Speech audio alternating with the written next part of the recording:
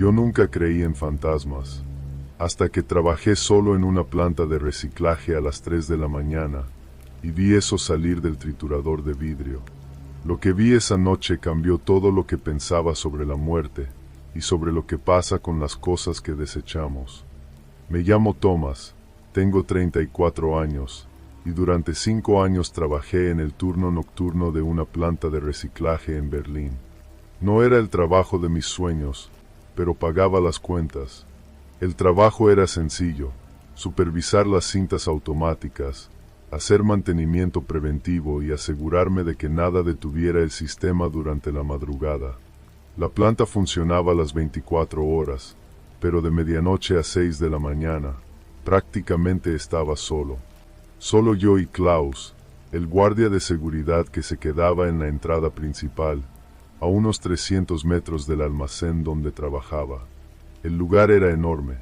3 naves conectadas, cada una del tamaño de un campo de fútbol, llenas de cintas transportadoras, separadores magnéticos, trituradoras y prensas.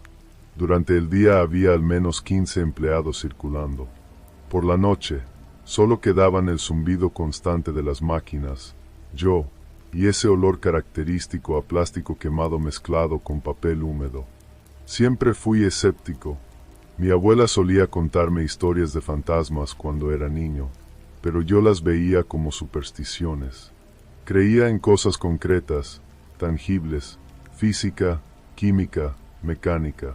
El mundo tenía explicaciones lógicas para todo, pero hay cosas que no pueden explicarse con la lógica. Todo comenzó un martes de noviembre. Lo recuerdo bien porque acababa de volver de un puente largo y todavía me estaba reajustando al horario nocturno. Eran aproximadamente las 2:40 de la madrugada cuando lo escuché. Un susurro. No era el tipo de sonido que hace el viento al pasar por las rendijas de las ventanas, ni el crujido del metal al expandirse. Era una voz, baja, ronca, pero definitivamente humana. Venía de algún lugar detrás de mí. Me giré rápido, pero no había nadie.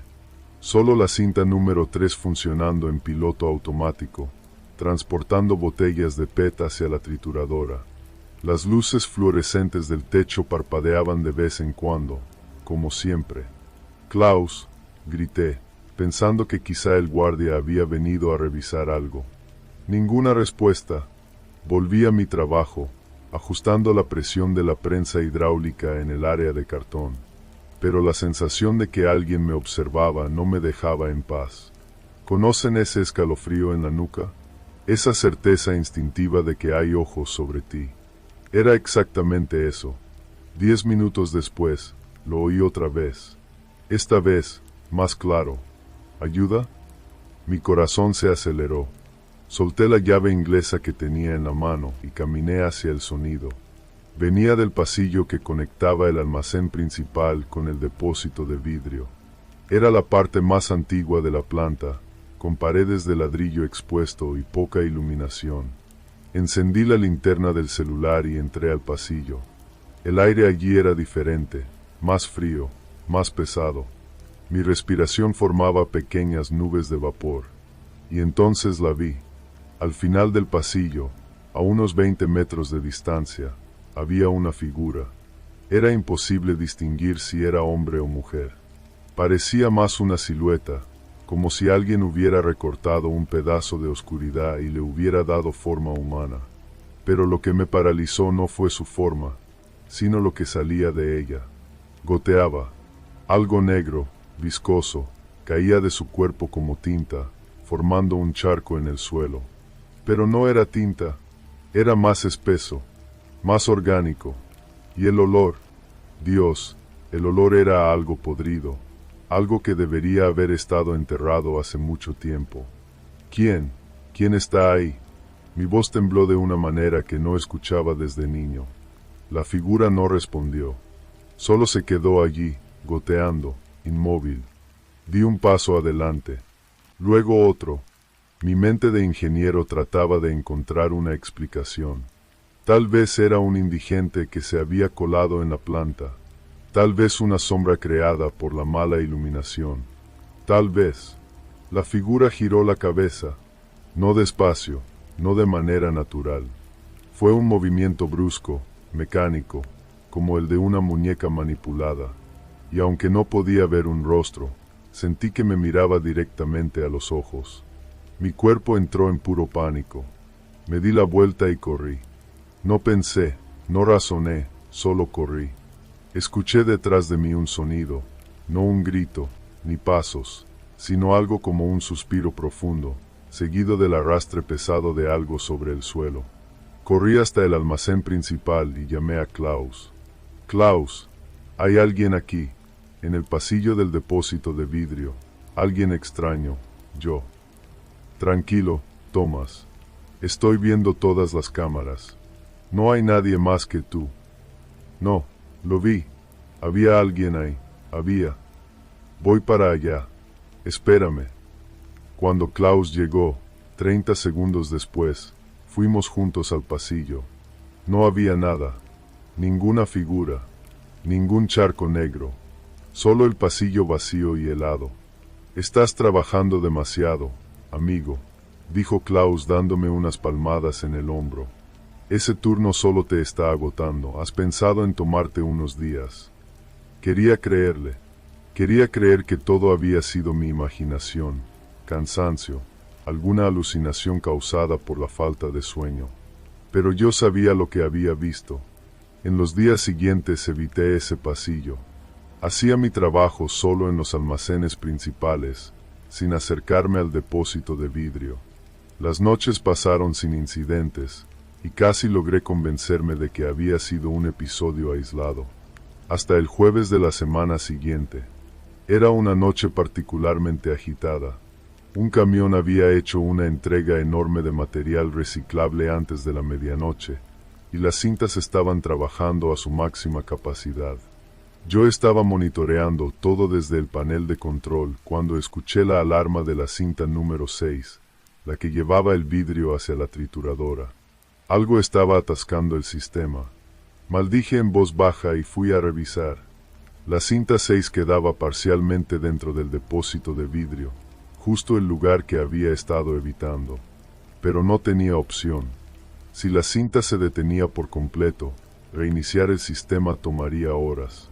Caminé hasta allá con mi linterna y mi llave de seguridad para apagar la cinta manualmente.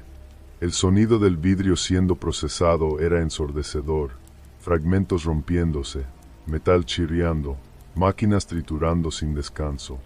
Cuando llegué a la cinta, la sangre se me heló. Había una mujer acostada sobre ella. Estaba de espaldas, completamente inmóvil, vestida con lo que parecía ser un vestido blanco sucio. Su cabello largo y oscuro cubría parte del rostro. Su piel era tan pálida que casi brillaba bajo las luces débiles del depósito, y se estaba moviendo lentamente hacia la trituradora. «Detengan la cinta», grité, corriendo hacia el panel de emergencia. Pero mi mente racional me hizo detenerme. ¿Cómo había entrado una persona ahí? ¿Cómo había pasado por seguridad? ¿Cómo? Fue entonces cuando giró el rostro hacia mí, y comprendí que no era una persona. Su cara estaba mal. Los ojos eran dos huecos negros, vacíos. La boca abierta en un ángulo imposible, como si la mandíbula estuviera dislocada. Y de esa boca salía el mismo líquido negro y viscoso que había visto antes. No parpadeaba, no respiraba, solo me miraba mientras la cinta la arrastraba cada vez más cerca de las cuchillas giratorias del triturador. Mi cuerpo no respondía. Sabía que debía apagar la cinta, hacer algo, lo que fuera, pero estaba paralizado de terror. Y entonces, a 5 metros del triturador, abrió la boca aún más y soltó un grito. No fue un grito humano. Fue algo gutural, primitivo, un sonido que parecía venir de un lugar mucho más profundo que la garganta. Era el sonido de un dolor puro, de agonía, de desesperación absoluta. Ese sonido atravesó mis huesos, mis dientes, mi alma. Me cubrí los oídos y caí de rodillas, pero el grito continuaba, cada vez más fuerte, resonando por todo el depósito, rebotando en las paredes de metal, dentro de mi cabeza. Y entonces ella entró en la trituradora. Hubo un ruido horrible de vidrio rompiéndose, metal chirriando, algo siendo destrozado. El líquido negro salpicó por todas partes, manchando las paredes, el suelo, las máquinas. El grito se hizo más agudo, más desesperado, hasta que finalmente... Silencio. La cinta se detuvo sola. Las luces parpadearon 3 veces, y luego todo volvió a la normalidad, como si nada hubiera pasado, excepto por el olor. Ese olor a podredumbre, a muerte, a descomposición, que lo impregnaba todo. Me levanté temblando y miré hacia la trituradora. No había sangre, no había cuerpo, solo fragmentos de vidrio verde oscuro siendo transportados al depósito final. Saqué mi celular con las manos temblorosas y llamé a Klaus de nuevo. Klaus, necesito que vengas ahora. Pasó algo, yo vi. Thomas, las cámaras no muestran nada fuera de lo normal. Todo está funcionando perfectamente. No, había una mujer en la cinta. Fue hacia la trituradora. Ella gritó y... Thomas, escúchame. Voy a llamar a mi reemplazo y te voy a llevar a casa. ¿Sí? Necesitas descansar. Cuando Klaus llegó con uno de los supervisores del turno de la mañana, que había venido antes, fuimos al depósito de vidrio. Revisamos todo. La cinta estaba limpia. No había líquido negro. No había nada extraño. Excepto por una cosa. En la pantalla del ordenador que monitoreaba el sistema, había un registro de error de 3 minutos antes. Objeto no identificado detectado en la cinta 6. Sistema pausado temporalmente. ¿Lo ves?, dije, señalando la pantalla. Había algo ahí. El supervisor frunció el ceño. Probablemente un pedazo grande de vidrio o metal. Suele pasar. El sistema se detiene por seguridad. Pero yo sabía que no era eso. Tomé una semana de descanso después de aquello. Fui al médico, me hice exámenes, consulté a un psicólogo. Todos dijeron lo mismo: estrés, falta de sueño, quizá un episodio psicótico aislado provocado por el trabajo nocturno. Casi les creí, pero durante mi descanso, hice algo que no puedo explicar del todo. Fui a la biblioteca municipal y busqué la historia de esa planta de reciclaje. Descubrí que el terreno donde fue construida, en los años 80, solía ser un cementerio antiguo que fue desactivado después de la guerra. La mayoría de los cuerpos fueron trasladados. La mayoría. Y entonces encontré un artículo de periódico de 6 meses atrás. Una pequeña nota en la sección policial. Una mujer había sido encontrada muerta en su apartamento. Muerte natural, según la autopsia. No tenía familia, así que el Estado se encargó del funeral. Fue cremada, pero hubo un error administrativo. La urna con las cenizas fue entregada a la persona equivocada, alguien que vivía en el mismo edificio, pero en otro apartamento. Esa persona, sin saber qué era, pensando que se trataba de algún tipo de residuo especial, tiró la urna al contenedor de reciclaje. La urna era de vidrio verde oscuro. Leí el nombre de la mujer en el artículo: Margarete Schneider, 67 años. Vi la foto granulada del periódico. Cabello largo y oscuro. Rostro pálido. Se me secó la boca. El artículo mencionaba que había sido encontrada 3 días después de su muerte. El cuerpo ya estaba en estado avanzado de descomposición. El olor había alertado a los vecinos. Cuando regresé al trabajo la semana siguiente, pedí el traslado al turno diurno. Me dijeron que el proceso tardaría unos 2 meses. No tenía 2 meses para esperar. Renuncié. En mi última noche allí, a las 4 de la mañana, regresé al pasillo donde todo había comenzado. Necesitaba estar seguro. Necesitaba saber si todo había sido real o si mi mente lo había inventado.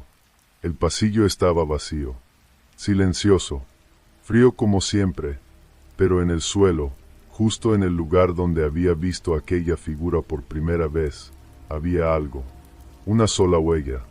no de zapato, una huella descalza, pequeña, femenina, y a su alrededor, manchas oscuras que parecían nunca haberse limpiado, como si se hubieran quemado en el concreto. Salí de allí y nunca volví. Pero a veces, tarde en la noche, cuando intento dormir, todavía escucho aquel grito, ese sonido de agonía y desesperación, y me pregunto cuántas otras personas fueron desechadas como basura, sus cenizas procesadas por máquinas industriales, sus espíritus atrapados en un ciclo eterno de confusión y dolor. Desechamos tantas cosas sin pensarlo dos veces. Las tiramos, las reciclamos, las olvidamos. Pero a veces lo que desechamos no está listo para ser olvidado. A veces, esas cosas regresan. Y cuando regresan, quieren que sepas exactamente lo que hiciste con ellas. Ahora lo sé, lo aprendí de la peor manera posible. Si alguna vez trabajan con basura, con reciclaje, con cualquier cosa que implique deshacerse de lo que otros han tirado, tengan cuidado, mucho cuidado, porque nunca sabemos realmente qué estamos procesando, y hay cosas que jamás deberían ser trituradas.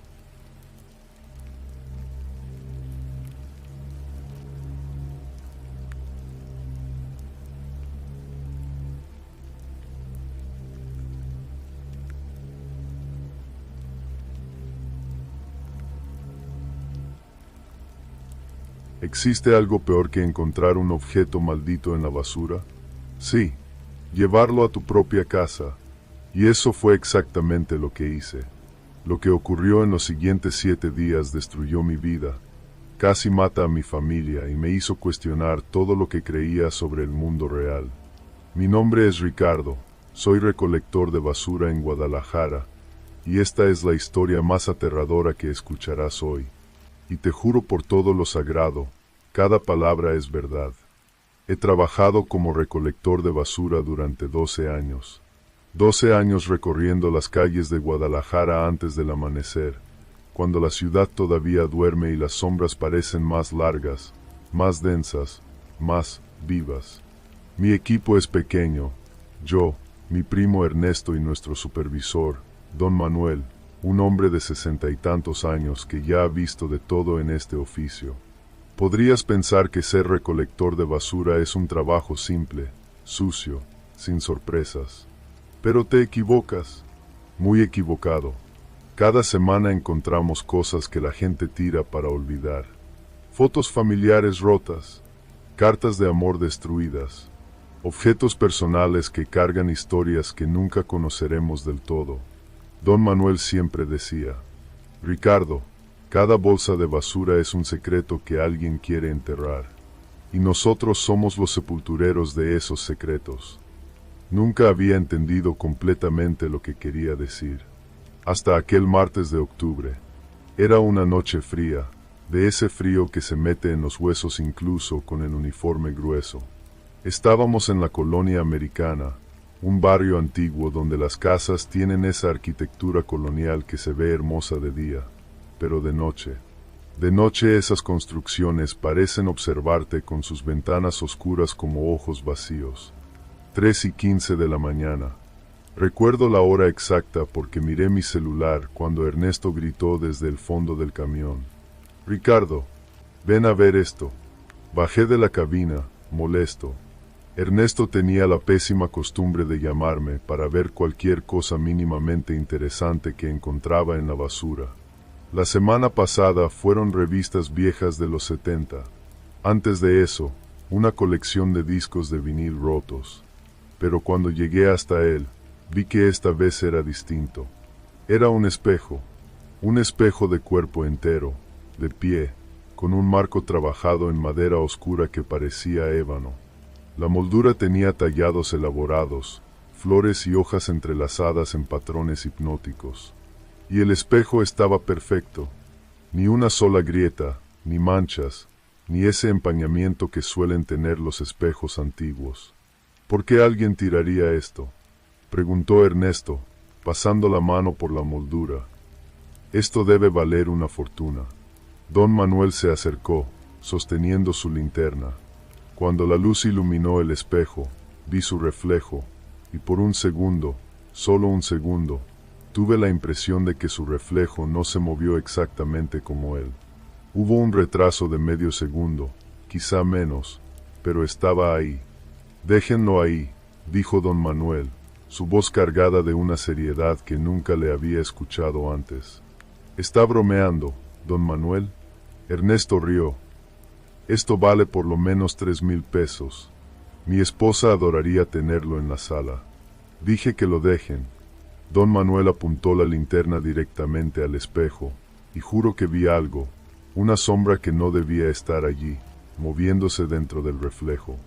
Pero yo era joven, era estúpido, y estaba pensando en los 1,500 pesos que podría ganar vendiéndolo. «Con todo respeto, don Manuel, pero me lo voy a llevar», dije, tomando el espejo. Era pesado, mucho más pesado de lo que parecía. «Si usted no lo quiere, está bien, pero yo necesito el dinero». Don Manuel me miró con una expresión que nunca olvidaré. No era enojo, era lástima. Era la mirada de alguien que sabe exactamente lo que va a pasar y no puede hacer nada para impedirlo. «Cuando empiece todo», dijo en voz baja, «cuando ya no puedas dormir, cuando tu casa empiece a verse diferente, cuando sientas que te observan a cada segundo, vas a recordar este momento, y te vas a arrepentir». Me reí. «Que Dios me perdone», me reí en su cara. Llevé el espejo a casa al final del turno, a las 7 de la mañana. Mi esposa, Lucía, estaba preparando café cuando llegué. «¿Qué es eso?», preguntó, mirando el espejo que yo cargaba. «Nuestro nuevo negocio», dije, orgulloso. «Lo voy a anunciar en internet. Esto vale mínimo 3,000 pesos». Lucía se acercó al espejo, estudiando la moldura. «Es bonito», admitió. «Pero, Ricardo, no sé, hay algo en el que me pone incómoda. Es solo un espejo, amor. ¿Puedo ver mi reflejo en él?». Le giré el espejo. Lucía se miró, acomodó su cabello, sonrió a su propia imagen. Todo normal, todo perfectamente normal. Pero entonces nuestra hija, Sofía, de apenas 5 años, entró a la sala. Se detuvo en la puerta, miró el espejo y comenzó a llorar. No un llanto de berrinche, un llanto de puro terror. «Quítalo de aquí, papá, quítalo de aquí. El hombre en el espejo me está mirando feo». Lucía la tomó en brazos de inmediato. «¿Qué hombre, mi amor? No hay ningún hombre en el espejo». «Sí hay. Está detrás de mamá. Está enojado». Miré el espejo. No había nada más que nuestros reflejos. Lucía, Sofía, yo y la sala detrás de nosotros. Nada más. «Es solo imaginación», dije, pero mi voz sonó menos segura de lo que pretendía. «Los niños tienen imaginación fértil». Puse el espejo en el cuarto de huéspedes, con la cara hacia la pared. Me dije a mí mismo que era solo hasta encontrar un comprador, que era temporal. Esa fue mi última noche de sueño tranquilo. La primera noche, desperté a las 3 de la mañana. No sé por qué, simplemente abrí los ojos, completamente despierto, con el corazón acelerado. La casa estaba en silencio, pero era un silencio equivocado. Conoces los sonidos de tu casa, ¿cierto? El zumbido del refrigerador, el tic-tac del reloj en la sala, el ruido distante de los autos en la calle. Pero esa noche la casa estaba demasiado callada, como si contuviera la respiración. Miré a Lucía, dormida a mi lado. Luego miré la puerta del cuarto. Estaba entreabierta. Siempre la cierro antes de dormir. Siempre. Me levanté, caminé hasta la puerta, y cuando puse la mano en la manija, lo escuché. Un rasguño, lento, deliberado, viniendo del cuarto de huéspedes. Como si alguien estuviera pasando las uñas por la madera. ¿Hay alguien ahí? Mi voz salió como un susurro ronco. El rasguño se detuvo. El silencio volvió, más pesado, más opresivo. Abrí la puerta del cuarto de huéspedes despacio. El espejo seguía ahí, de cara a la pared, exactamente donde lo había dejado. Me convencí de que había imaginado el ruido, que era cansancio del trabajo, estrés, pero cuando regresé a la cama, noté algo. Había marcas en el suelo, marcas de arrastre, como si alguien hubiera movido el espejo y luego lo hubiera vuelto a poner en su lugar. La segunda noche, Lucía me despertó, agarrándome el brazo con fuerza. «Ricardo, hay alguien en la casa». «¿Qué?»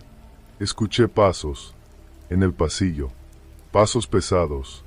Tomé el bate de béisbol que guardo bajo la cama y recorrí toda la casa, cada habitación, cada rincón oscuro.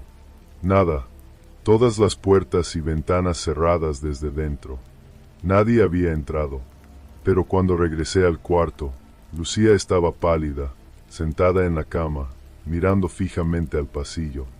«Los pasos siguieron mientras estabas abajo», susurró. Escuché a alguien caminar en círculos alrededor de nuestra cama, pero cuando miré, no había nadie. Estaba soñando. Estaba despierta, Ricardo, completamente despierta, y había una respiración. Aquí mismo. Señaló el espacio vacío al lado de la cama. Alguien estaba respirando justo en mi oído. Quería creer que era una pesadilla, pero vi el miedo genuino en sus ojos, y sentí algo también, un frío que no venía del aire acondicionado, un frío que parecía salir de las paredes, del suelo, del propio aire. La tercera noche, Sofía no pudo dormir. Entró a nuestro cuarto a las 11 de la noche, llorando, diciendo que el hombre del espejo estaba en su habitación, que estaba sentado en su sillita, solo mirándola, sonriendo con una sonrisa que no era feliz. La dejamos dormir con nosotros, pero a las 2 de la mañana, desperté con Sofía sentada en la cama, mirando al pasillo oscuro. «¿Sofía?», susurré. No respondió, solo siguió mirando fijamente a la oscuridad. «Sofía, amor, ¿qué estás mirando?». Lentamente, muy lentamente, levantó el brazo y señaló el pasillo. «Está allí», dijo con una voz que no parecía de ella. Una voz más grave, más antigua. «Quiere hablar contigo, papá. Dice que te llevaste algo que le pertenece». Mi sangre se heló. Miré hacia donde señalaba y vi, por un segundo, quizá dos, una silueta, más oscura que la oscuridad a su alrededor, con forma de hombre, pero mal. Las proporciones todas mal. Brazos demasiado largos. Cabeza inclinada en un ángulo imposible. Parpadeé y desapareció. «Sofía, despierta». La sacudí suavemente. Sus ojos se enfocaron en mí y comenzó a llorar de nuevo, esta vez como una niña normal, asustada. La cuarta noche, las cosas empeoraron. Mucho. Había decidido deshacerme del espejo. Iba a tirarlo, romperlo, lo que fuera. Pero cuando fui al cuarto de huéspedes durante el día, no pude abrir la puerta. Estaba atascada, no cerrada, solo detenida, como si algo del otro lado la sostuviera. Llamé a un cerrajero. Pudo abrirla, pero estaba confundido. «No hay nada mal con la cerradura», dijo. «Debería abrir normalmente». Entré al cuarto. El espejo ya no estaba de cara a la pared. Estaba de frente a la puerta, como si me estuviera esperando. Y cuando miré mi reflejo, vi que yo estaba sonriendo. Pero yo no estaba sonriendo. Mi reflejo estaba haciendo algo que yo no hacía. Corrí fuera del cuarto y cerré la puerta con llave. Mis manos temblaban tanto que apenas podía sostener la llave. Esa noche, ninguno de nosotros durmió. Nos quedamos todos juntos en la sala, con todas las luces encendidas. Pero aún así, escuchábamos pasos en el piso de arriba, puertas abriéndose y cerrándose, el sonido de algo arrastrándose por el suelo. Y a las 3:15 de la mañana, exactamente la misma hora en que había encontrado el espejo, todos los espejos de la casa comenzaron a temblar. El del baño, el del cuarto, incluso la pantalla reflectante del televisor. Todos vibrando, sacudiéndose en las paredes, haciendo un sonido ensordecedor. En la quinta noche, ya no podía negarlo. Ya no podía fingir que era coincidencia o imaginación. Porque en la quinta noche, lo vi. Me desperté a las 3 de la mañana de nuevo, y el espejo estaba en mi cuarto. En mi cuarto, de pie, al lado de la cama, frente a mí. Sabía que lo había encerrado en la habitación de huéspedes. Sabía que era imposible que estuviera allí. Pero estaba, y mi reflejo no era yo. Era un hombre mayor, más delgado, con ojos profundos y vacíos. Vestía ropa antigua, un traje negro de décadas atrás, y sonreía, una sonrisa demasiado amplia, con demasiados dientes. Ricardo, habló el reflejo, pero mis labios no se movieron. La voz venía del espejo. Has tomado lo que es mío. No pude moverme, no pude gritar, solo me quedé allí, acostado, mirando a esa cosa que usaba mi rostro pero no era yo. Este espejo fue hecho para mí, continuó. Fue construido con mi sangre, con mi dolor, con mi ira. Cuando morí, quedé atrapado aquí. Y cada persona que mira este espejo, deja un poco de sí misma, un poco del alma, un poco de la vida. Se inclinó más cerca, su rostro llenando todo el espejo. Y ahora lo trajiste a tu casa, lo trajiste a tu familia, tu hermosa esposa, tu preciosa hija. La sonrisa se hizo aún más grande. Gracias, Ricardo. Gracias por darme acceso a todo lo que amas. Fue entonces cuando Lucía gritó. Me volteé y ella estaba sentada en la cama, mirando hacia la esquina del cuarto, señalando con un dedo tembloroso. Está aquí. Está justo allí. Ricardo, está mirando a Sofía. Miré la cuna improvisada donde dormía Sofía. Dormía pacíficamente, pero arriba de ella, en la esquina del techo, vi una sombra con forma humana, que se retorcía y estiraba, que alcanzaba hacia mi hija con dedos imposiblemente largos. Algo se rompió dentro de mí. Ya no era miedo, era pura furia. Tomé el bate de béisbol y golpeé el espejo con todas mis fuerzas. El vidrio estalló en 1000 pedazos, fragmentos volando por toda la habitación. El sonido fue ensordecedor, un estruendo seguido de un chirrido agudo, sobrenatural, que parecía provenir de todos lados al mismo tiempo. Las luces del cuarto parpadearon, luego se apagaron, luego volvieron, y cuando volvieron, todo estaba en silencio. La sombra había desaparecido. La presencia opresiva que había dominado la casa se había ido. Era como si alguien hubiera abierto una ventana en una habitación sofocante, dejando entrar aire fresco. Pero cuando miré los fragmentos del espejo esparcidos por el suelo, vi algo. En cada pedazo, un reflejo diferente. No nuestros reflejos, sino rostros, docenas de ellos, cientos, personas distintas, todas mirando hacia afuera, todas con expresiones de terror absoluto. Y entonces los pedazos comenzaron a agrietarse. Fisuras se extendieron por cada fragmento como telarañas, y de los espejos empezó a salir algo. Un humo negro, denso, que olía a moho y descomposición. Se extendió por el suelo, subiendo por las paredes, llenando el cuarto.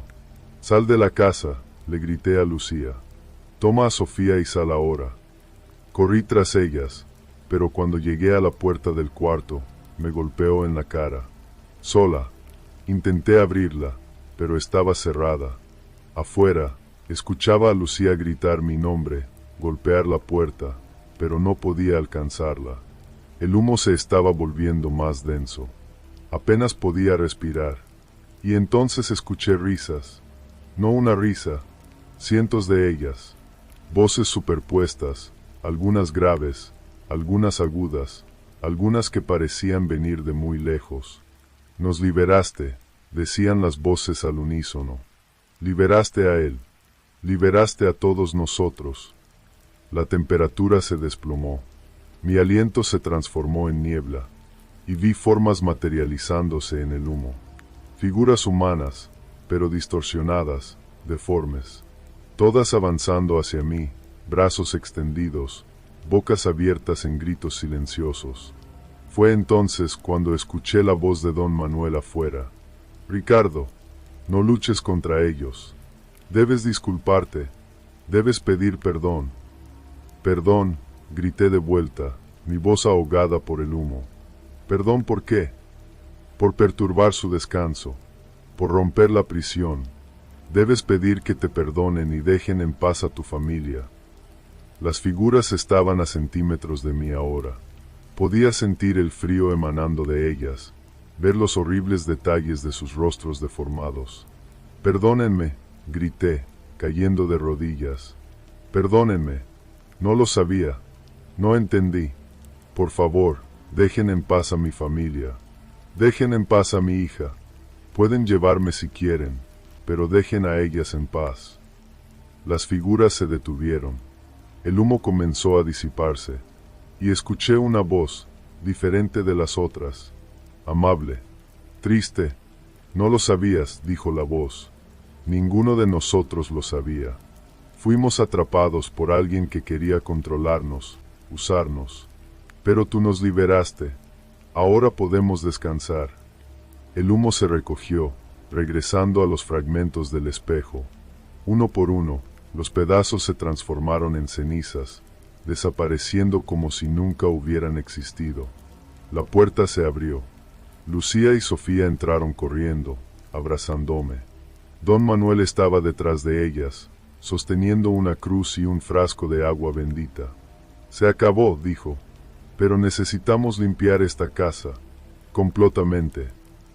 Don Manuel pasó los 3 días siguientes en nuestra casa. Bendijo cada habitación, cada rincón, cada espejo. Trajo a un sacerdote que realizó una bendición completa. Quemamos salvia en todos los cuartos. Cambiamos todas las cerraduras, aunque don Manuel decía que eso era más por nuestra tranquilidad que por una necesidad real. ¿Qué era ese espejo?, le pregunté el último día, mientras tomábamos café en la terraza. Don Manuel suspiró, mirando su taza. En la década de los 60, hubo un hombre en Guadalajara, un artesano llamado Vicente Morales. Estaba obsesionado con la idea de capturar almas. Creía que, si podía atrapar la esencia de una persona en un objeto, podría alcanzar la inmortalidad. Él hizo el espejo. Sí, trabajaba en una funeraria. Tenía acceso a los muertos. Mezclaba cenizas de cadáveres con la plata de los espejos que creaba. Realizaba rituales oscuros. Y funcionó, de cierta forma. Y las personas en los reflejos, los que miraron el espejo y no fueron lo suficientemente fuertes para resistir. A lo largo de décadas, Vicente capturó fragmentos de las almas de cientos de personas. Cuando finalmente murió, en 1973, su propia alma quedó atrapada en el espejo. Una prisión de la que no podía escapar, pero desde donde podía alcanzar el mundo de los vivos, causando sufrimiento. ¿Por qué alguien lo tiró? Probablemente la familia de la última víctima. Sucede así. La gente se da cuenta de que algo anda mal, pero no sabe qué hacer. Entonces lo desechan, esperando que el problema desaparezca. Pero los objetos malditos siempre encuentran nuevos dueños. Siempre. Miré mi casa, donde Lucía jugaba con Sofía en el jardín. Parecían felices, por fin. Las ojeras habían desaparecido. Las sonrisas eran genuinas. Casi destruyo a mi familia por codicia, dije. No, don Manuel puso su mano sobre mi hombro. Casi destruyes a tu familia por ignorancia, por no creer en cosas que no comprendías. Pero también la salvaste. Tuviste coraje cuando importaba. Pediste perdón cuando fue necesario. Y liberaste a todas esas almas atrapadas. Las marcas en el suelo, el primer día, el espejo se estaba moviendo. Vicente te estaba probando, viendo si sería fácil de controlar.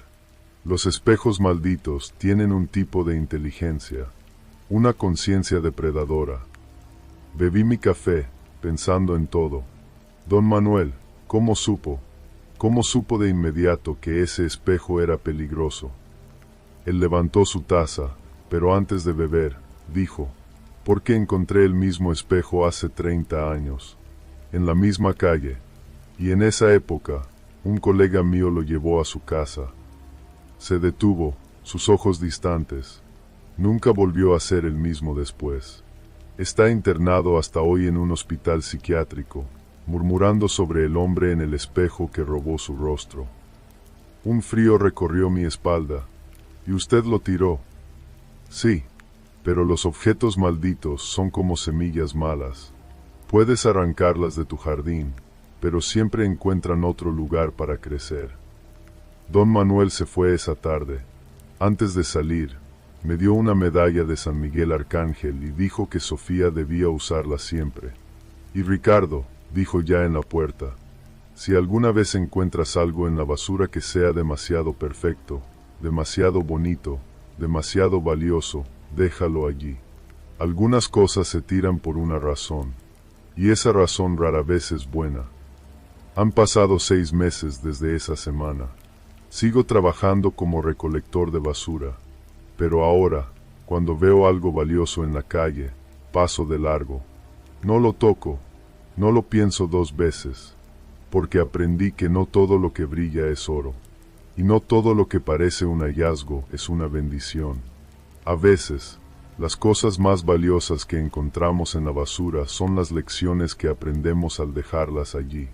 Y yo nunca más, tengo espejos grandes en mi casa, solo pequeños, simples, sin marcos elaborados, porque aprendí que los espejos no solo reflejan lo que está frente a ellos, a veces reflejan lo que está detrás, y lo que está dentro, y algunas cosas que están dentro, deben permanecer atrapadas. Si trabajas recogiendo basura, o si algún día encuentras algo perfecto e inexplicablemente abandonado en la calle, recuerda mi historia. Recuerda que hay un motivo por el que eso fue dejado atrás. Y déjalo allí. Simplemente, déjalo allí. Porque el precio de descubrir porque puede ser mucho más alto de lo que estás dispuesto a pagar. Y la cuenta siempre llega. Siempre. Mi nombre es Ricardo. Soy recolector de basura en Guadalajara. Y esta es mi historia. La historia del espejo que casi roba mi alma. Que nunca tengas que vivir algo parecido.